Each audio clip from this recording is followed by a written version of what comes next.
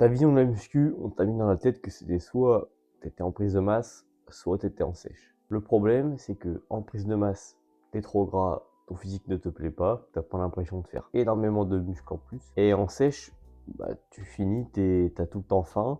Parfois, tu peux te trouver même trop maigre et tu mets en place des actions qui sont pas tenables. En fait, est-ce que la musculation, ce serait juste être trop gras tout le temps parce que t'es en prise de masse ou avoir faim tout le temps? Est-ce qu'il n'y aurait pas un juste milieu entre les deux qui peut être tenable sur le long terme? Est-ce qu'on ne pourrait pas voir l'ensemble de tout ça, c'est-à-dire une bonne masse musculaire, les abdos visibles, avoir une diète qu'on aime bien, quelque chose de tenable sur le long terme? Je pense vraiment que la musculation s'arrête autour de ça. Bon, je suis pas sûr. Donc dans cette vidéo, je vais te montrer point par point comment sécher tout en prenant du muscle. Part du principe que tu t'entraînes déjà un petit peu depuis quelques temps. T'as pas un niveau exceptionnel, mais t'as une bonne base. Et il y a encore une couche de gras qui recouvre tes abdos. Et toi, tu voudrais sécher et continuer à progresser, continuer à prendre du muscle. En gros, faire une recomposition corporelle. Il faut bien comprendre que on peut sécher tout en prenant du muscle. Ce sont deux phénomènes complètement distincts. Ils n'ont rien à voir. Et la seule chose qui pourrait empêcher ça, c'est le fait que tu aies déjà un niveau en musculation stratosphérique. C'est pas ton cas. Un physique plus sec, c'est une meilleure humeur au quotidien, des hormones qui tournent mieux, plus de testo, moins d'œstrogène, un cortisol potentiellement plus bas, aussi plus de confiance en soi qui va se traduire dans tous les domaines de ta vie. Et que tu vas aller à la salle, tu vas voir ton physique qui te plaît, tu vas te lever le matin devant le miroir, c'est pareil. Bref, la meilleure chose que tu puisses faire, c'est t'entraîner en muscu, t'en passer ton temps à la salle et avoir un physique propre, positif dans la vie de tous les jours, et avoir un plan surtout au niveau de l'alimentation, etc., qui est tenable. Parce que ta vie, c'est pas de t'entraîner, ta vie, c'est peut-être bodybuilder. Donc toi, tu veux le bon physique et le style de vie qui te va aussi. Ok, donc j'ai été me chercher un petit café et on va pouvoir poursuivre la vidéo. Donc je te parlais. Là, on va prendre un cas concret. On va dire que tu vois, il y a un mec qui s'appelle Paul, 1m78, 80 kg. Il s'entraîne depuis 2 ans, il a une bonne base, mais n'a jamais vraiment eu le physique qui lui a fait commencer la muscu, c'est-à-dire le physique qui l'inspirait quand il a commencé, que ce soit dans les mangas, dans les films, je sais pas moi, un sportif. Bref, il n'a pas vraiment le truc qu'il veut. Et ça pourrait être toi. Je vais pas noter, peut-être qu'il fait un travail même de bureau ou encore autre chose. Mais je veux vraiment qu'on voit un cas concret. Donc, sa diète actuelle, c'est quoi? Qu'est-ce qui fait qu'il stagne? Qu'est-ce qui fait qu'il n'a pas vraiment les résultats qu'il veut? Et qu'est-ce qu'on va pouvoir améliorer pour sécher en prenant du muscle? C'est ce qu'on va voir. Déjà sa diète, flocon d'avoine, riz poulet, bref, une diète classique. Il compte pas spécialement ses calories et il s'accorde de temps en temps un repas plaisir pour le soir quand sa copine fait à manger.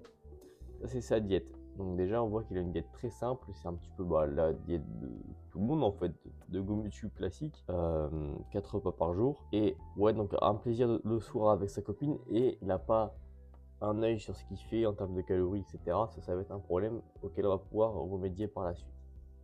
Son entraînement maintenant, alors, même chose ici, il y a un peu l'entraînement de tout le monde, tu vois. PPL x2, 5 séances par semaine, 2 push, 2 pull, une fois les jambes. Exo classique, développé couché, il fait son rowing, il fait son tirage horizontal, il fait sa chest press, bref, les trucs classiques. Il s'entraîne à l'échec parce que sur les réseaux, c'est ce qu'on lui a dit de faire, donc il va tout le temps à l'échec. Il veille à vraiment mettre beaucoup d'intensité, du moins il pense que. Et il n'a pas de logbook, donc le logbook c'est ce qui te permet de suivre ton entraînement. Ça peut être les notes de ton téléphone où tu vas noter tes charges et ton nombre de répétitions par série, par exercice. Donc il ne tient pas de logbook. C'est ce que je disais, il a un peu un plan lambda, tu vois. Tu vas dans ta salle, tu demandes à quelqu'un à quoi ressemble ta diète, à quoi ressemble ton training.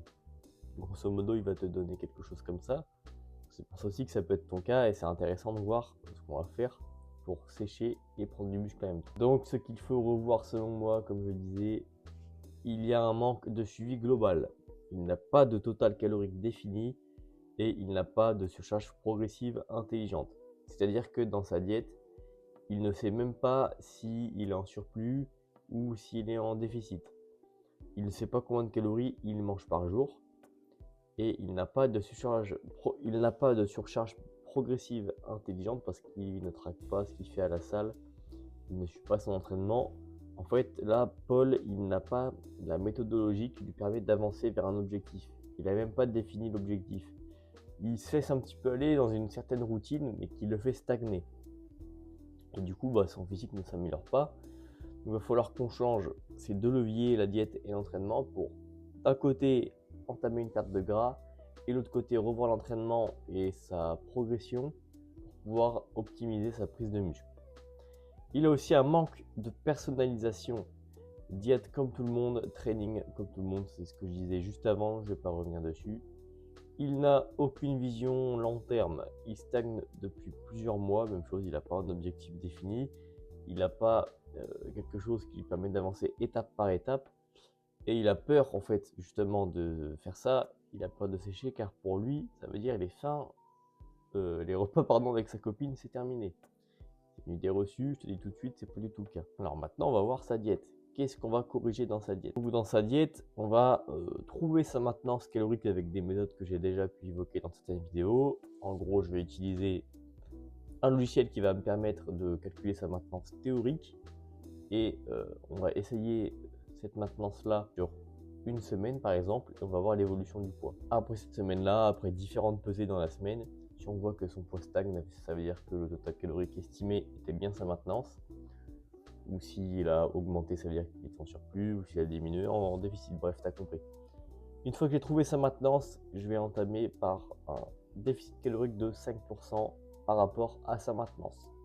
Donc je prends sa maintenance, je prends 5% de sa maintenance, je fais sa maintenance moins les 5%. Et j'ai son total calorique et son déficit de base. Je recommande des peu de calories le matin, je pars du principe où il s'entraîne en fin d'après-midi, vers 17h, 18h, à la débauche. Et le matin, il va pas forcément être très actif. Donc 3-4 œufs, ça fera l'affaire. Il y aura des lipides d'excellente qualité avec des bons oméga 3 dans le jaune d'œuf et tout un tas d'autres nutriments si le jaune d'œuf reste assez coulant, pas trop cuit. Et protéines d'excellente qualité aussi, rapidement assimilables et facilement assimilables par l'organisme. Un repas classique le midi, j'ai noté. D'ailleurs, j'ai oublié de mettre le dernier guillemet. Classique, ça veut dire une source de glucides, une source de protéines. Ce qu'il pouvait déjà faire avant, du poulet, des pommes de terre, des brocolis avec un peu de sauce, ou des épices, ou je sais pas moi, des patates douces au four, c'est très très bon. Des frites de patates douces au four avec pareil du poulet cuit au four, bref. Protéines, glucides de bonne qualité avec des légumes verts. Et pourquoi pas rajouter des lipides, ça va dépendre de son total calorique. Peut-être que les 3-4 le matin, ça va suffire pour avoir une bonne base en termes de grammes de lipides entre le matin et le midi. Légère collation pré-entraînement, donc ça veut dire que quand il débauche, comme il doit directement aller s'entraîner, il va prendre des glucides rapides juste avant, des protéines rapides, assimilation rapide juste avant. Le whey avec un peu de crème de riz, ça le fera. Il pourra se faire un mélange 50 g de crème de riz, 20 g ou 30 g de whey. Il avale ça avant de partir à la salle. Des glucides rapides et des protéines rapides, quelque chose qui va bien se digérer. Et avec ce plan-là, il aura le restant des calories pour le dîner et pourra donc s'octroyer un petit repas avec sa copine. Même s'il ne traque pas tout à la calorie près, il lui restera normalement entre 900 et 1000 calories, parce qu'on va se débrouiller pour avoir ce résultat-là à la fin. Donc là, il aura plus de structure, j'ai noté juste en dessous, des données quantifiées. Donc, ça veut dire qu'il saura vers quoi il va. S'il veut faire un déficit, on saura qu'il est en déficit. Il a plus de structure, donc on sait où on va. Il a un cadre et un contrôle sur ce qu'il fait, et c'est ça qui lui donne plus de liberté et une meilleure adhérence. Maintenant, ce que je veux revoir dans son entraînement. Je vais lui mettre au début 4 séances par semaine. Pourquoi? Pour avoir plus de récupération et repartir sur une base, faire un peu moins en termes de quantité, mais par contre faire mieux avec une meilleure exécution et avec une vraie méthodologie d'entraînement. Moi, je mettrai un format push-pull legs plus upper ou upper-lower, ça peut très bien le faire. Sur ces gros mouvements, sur les gros mouvements polyarticulaires, on va essayer de les répéter 2 fois par semaine pour devenir un as de ces mouvements, les maîtriser à la perfection. On n'oublie pas, il s'entraîne depuis 2 ans. C'est pas encore quelqu'un qui maîtrise à 100% l'entraînement. Donc là, il va falloir qu'il maîtrise ce qu'il fait, il va falloir qu'il se filme aussi à la salle. Il va falloir qu'il devienne fort sur ses mouvements, qu'il devienne bon sur ses mouvements. Que que chaque mouvement soit optimal. On va mettre en place une surcharge progressive, une petite flèche avec échec progressif pour une progression linéaire. Ça veut dire que sur chaque série, on va chercher simplement à monter de rep en rep, série après série, de semaine en semaine. Donc on va pas aller à l'échec dès la première série de ta séance. On va peut-être pas aller à l'échec dès la première série ni directement à la deuxième série. Par contre, peut-être qu'à la 3 ou 4e, l'intensité va augmenter. Donc on veut quantifier ton échec, on veut pas y aller à chaque fois. S'il y a même des jours où tu peux faire ton plus 1 mais que t'es pas à l'échec, c'est très bien, ça veut dire que tout se passe bien.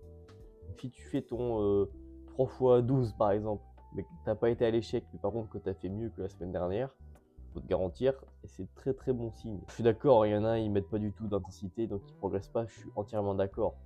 Mais c'est aussi pour ça que c'est bien d'avoir un coach, c'est qu'il va avoir du recul sur ce que vous faites. Si tu fais tes séries, si ta dernière rep, t'as pas la face concentrique qui a ralenti, si tu fais pas un peu une grimace ou quoi que ce soit, t'es encore très loin de l'échec, hein, parce que même quand il y a la grimace qui arrive, t'es pas à l'échec. Il faut aussi savoir ce que c'est. Bref, c'est pas le sujet de la vidéo, je vais pas... Des corrections de ces mouvements en vidéo. Donc je vais demander qu'il se filme sur ces exercices. Et moi derrière, je vais corriger tout ça. Séance 1h, 1h15, simple, efficace. On fait le 80-20, la loi de Pareto. 20% des efforts pour 80% des résultats. Ça va être ça qu'on va essayer de mettre en place à l'entraînement. Et comme tu peux le voir, j'ai noté, l'entraînement vient apporter une stimulation, pas une fatigue inutile. On va chercher à apporter les stimulations qu'on veut pour faire progresser ses muscles, pas à accumuler de la fatigue. Surtout qu'il a le travail à côté, il a sa copine, etc. Donc voilà ce que ça ressemble au niveau de l'entraînement. Encore une fois, c'est un exemple. Et bah là, j'ai un sujet, c'est pas une vraie personne, c'est assez vague, donc je peux pas trop t'en dire. Alors maintenant, en dehors de la salle, on va mettre des trucs en place que Paul ne faisait pas. On va veiller à ce qu'il fasse 7 à 10 000 pas par jour minimum, même s'il a un taf de bureau, pardon. C'est quelque chose qu'on va pouvoir mettre en place avec différentes stratégies. J'en ai aussi parlé dans ma dernière vidéo, je t'invite à aller la voir. D'ailleurs, abonne-toi à ma chaîne YouTube.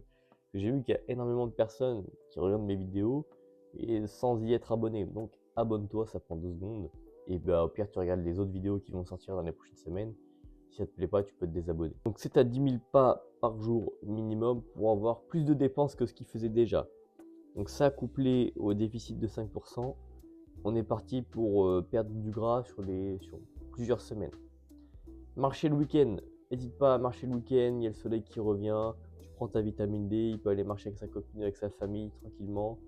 Vraiment, c'est le week-end, en plus il va pouvoir en profiter pour élever sa moyenne de pas sur la semaine et créer une dépense supplémentaire. Pour ça, pour soutenir tout ça, il va prendre magnésium, bisglycinate pour une meilleure assimilation, de la vitamine D, des oméga 3 pour la santé hormonale, la santé cardiovasculaire, bref, et aussi de la mélatonine pour aider à s'endormir. Et ça, tu vois, ce sont des choses qui sont assez facilement tenables.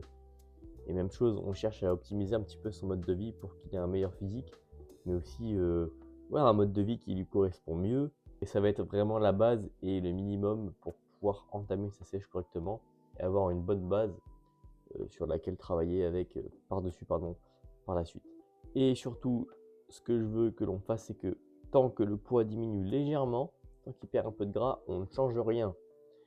Dans le meilleur des cas, ce qui va se passer au début, et c'est même ce qui va se passer, il va perdre un peu de poids et surtout ses perfs à la salle vont augmenter au fil des semaines. Tant qu'on a ce modèle-là, on ne touche absolument à rien. Il faut jouer ses pions de manière intelligente. Donc tant que ça va dans le bon, on ne touche à rien et on regarde un peu sous le pied si jamais il y a un moment donné où ça stagne ou ça va pas exactement là où on veut que ça aille. Donc même chose dans ces deux leviers, ça veut dire que si on veut poursuivre la perte de gras, soit on pourra réduire les calories ou soit augmenter sa dépense. C'est pour ça que j'ai noté dépenses et calories. Avec mon micro, donc il vient de me lâcher. Donc je disais, je veux que quand tu sortes de cette vidéo, t'aies plus cette vision de soit je suis costaud et un peu gras, ou soit je suis tout skinny. Et si je veux sécher et avoir un bon physique, ça veut dire qu'il faut que je sois affamé. Et c'est aussi pour ça qu'il faut gérer son déficit et gérer le stress qu'on va infliger à son corps via l'entraînement. Tu commences à faire 6 séances dans la semaine, du cardio, de la course à pied, du vélo, que derrière ton déficit calorique, alors tu vas probablement perdre du gras. Maintenant, pour prendre du muscle, ça va être une autre affaire. Donc si tu souhaites que je revoie ton plan avec toi, tu as juste à remplir le questionnaire qui est en description, ça va être le premier lien. Et voilà, ça t'engage à rien, hein, je te dis tout de suite, c'est complètement gratuit. Bien sûr, pour du coaching, je te mets un lien qui sera juste en dessous, le premier, donc ce sera mon Instagram. Tu m'envoies suivi en DM sur Instagram et là on pourra commencer à discuter, je te donnerai les infos nécessaires. Abonne-toi à la chaîne YouTube, mets un petit like, surtout rate pas les prochaines vidéos et va voir les précédentes parce que c'est des masterclass comme celle-ci. J'espère que ça t'a plu et à très vite.